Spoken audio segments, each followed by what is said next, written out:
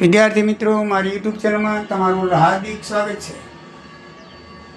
આજે આપણે લિક્વિડિટીના હિસાબો વિશે પ્રકરણ 4 શરૂ કરીશું. કચ્છ યુનિવર્સિટીના વિદ્યાર્થીઓ માટે પ્રકરણ 3 અને 4 બંને સાથે ચાલુ રહેશે. બંનેના એક વિડીયો બનાવી બંને પ્રકરણ સાથે ચાલુ રહેશે, જેથી પરીક્ષામાં જલ્દી પૂરું થાય તો તમને ટાઈમ વધારે મળે. તો મિત્રો, પ્રકરણ 3નો વિડીયો જોયો. હવે પ્રકરણ 4નો જોઈએ. તો લિક્વિડેટરના હિસાબો છે. તો લિક્વિડેટર કોને કહેવાય? તો લિક્વિડેટર એટલે શું? તો કંપનીના વિસર્જન વખતે તેમજ કંપની ફરજામાં જાય તો કંપનીની મિલકતનો નિકાલ કરી કાયદા મુજબ દેવા ચૂકવવા માટે ટ્રિબ્યુનલ દ્વારા નિમવામાં આવતી વ્યક્તિને લિક્વિડેટર કહેવામાં આવે છે. કોર્ટ દ્વારા જે વ્યક્તિ નિમવામાં આવે કે ભાઈ આ કંપની ફરજામાં ગઈ છે, તો એનો મિલકતો વેચી અને એના જે લેણદારો છે એને પૈસા આપવા, એ વ્યક્તિને લિક્વિડેટર કહેવામાં આવે છે. લિક્વિડેટર શા માટે નિમવામાં આવે છે? તો વિસર્જન પામતી કે ફરજામાં જતી કંપનીની મિલકતોના નિકાલ માટે તેમજ કંપનીના શેરહોલ્ડરો, લેણદારો કે અન્ય જવાબદારીઓ કાયદાકીય રીતે નિભાવવા માટે તેની નિમણૂક કરવામાં આવે છે. કોઈ ઝઘડાઓ ન થાય.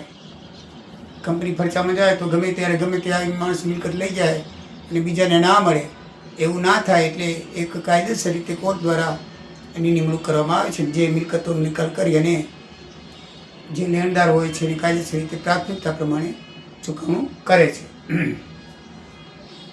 લિક્વિડેટરની ફરજો કઈ છે?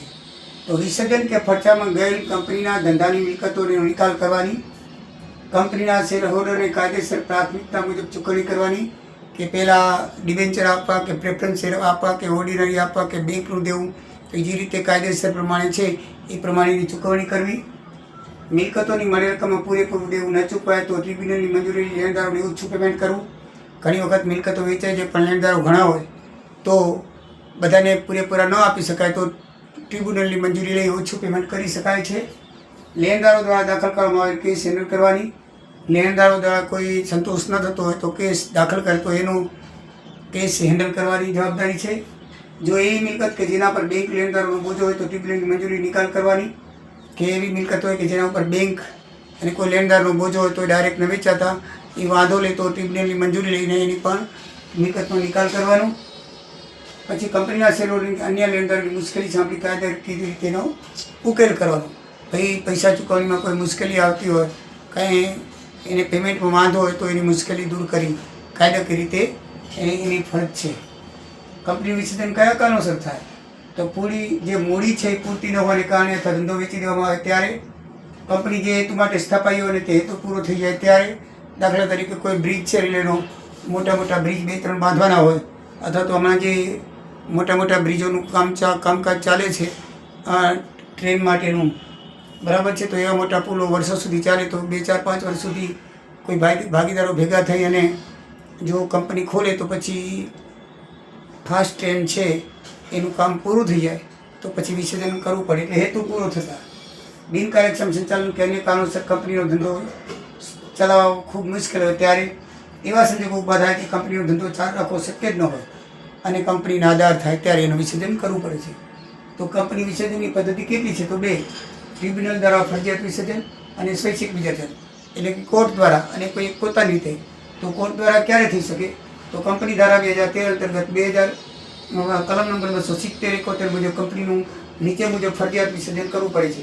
કંપની ખાસ ઠરાવ પસાર કરી ટ્રિબ્યુનલ દ્વારા વિસર્જનની માંગણી કરે તો જો રજિસ્ટ્રારને પ્રાથમિક અહેવાલ ના મોકલાય અને પ્રાથમિક સભા ન ભરવા આવે તો પણ વિસર્જન થઈ જાય છે.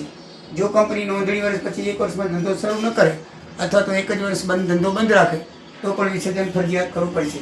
જાહેર કંપનીમાં 7 સભ્યોથી ઓછા હોય અને ખાનગી કંપનીમાં 2 સભ્યોથી ઓછા હોય તો એની વિસર્જન કરવું પડે છે.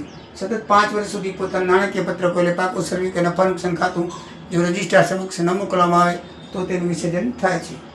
માંદી કંપની ઊભી ન થઈ શકે તેમાં તો ટ્રિબ્યુનલ લાગે કે આનું વિસર્જન ફરજિયાત કરવું પડે છે ત્યારે કંપની ભારતના સાર્વભૌમ તત્વ કે અખંડિતતાના હિતમાં વિરુદ્ધ કૃત્ય કરતી હોય તો રાજ્ય સરકાર કે કેન્દ્ર સરકારની અરજી પરથી વિસર્જન થઈ શકે છે. કોઈ કંપની એવી હોય કે દેશ હિત વિરુદ્ધ કાર્ય કરતી હોય તો રાજ્ય સરકારને એમ લાગે કે આનું વિસર્જન કરાવવું પડે એમ છે તો કોર્ટ દ્વારા અરજી કરીને વિસર્જન કરાવી શકે છે. મરજિયાત વિસર્જન કઈ રીતે થાય? તો કંપનીનું હિત પૂરું થતાં કે મુદત પૂરી થતાં મેં તમને હમણાં વાત કરી કે ભાઈ કોઈ પુલ માટે કે એક મોટા કામ માટે કંપની સ્થાપી હોય અને પછી એ પૂરું થઈ જાય તો એ મુદત પૂરી થતાં આર્ટિકલમાં જોગવાઈ હોય કે અમુક બનાવ બને તો વિસર્જન કરવું અને એ બનાવ બને તો વિસર્જન થાય. કંપનીની સામાન્ય સભામાં સામાન્ય ઠરાવ પસાર કરવી. જો કંપની સ્વૈચ્છિક વિસર્જન કરવાનો ઠરાવ કરે અને આ ઠરાવના 14 દિવસમાં ઓફિશિયલ ગેઝેટમાં અને કંપની રજિસ્ટ્રાર ઓફિસમાં તેમજ જિલ્લામાં વધારે ફેલાવ ધરાવતા અખબારની અંદર નોટિસ આપીને કંપનીનું વિસર્જન કરી શકે છે. તો મિત્રો આ વિડીયોમાં એટલે આપણે જોઈશું. નેક્સ્ટ વિડીયોમાં આપણે લિક્વિડેટરના હિસાબો કઈ રીતે થાય, એનો પત્ર કઈ રીતે છે એ જોઈશું અને પછી જે લેણદારો અલગ અલગ પ્રકારના હોય છે એના વિશે ચર્ચા કરશું. જય સિયારામ, જય દ્વારિકાધીશ. કરતા રહેજો.